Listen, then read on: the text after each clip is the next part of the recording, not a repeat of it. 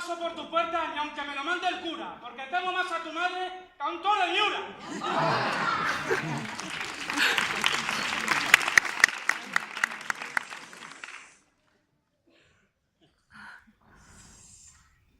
La madre que te parió tuvo que ser pastelera, porque un bombón como tú no lo fabrica cualquiera.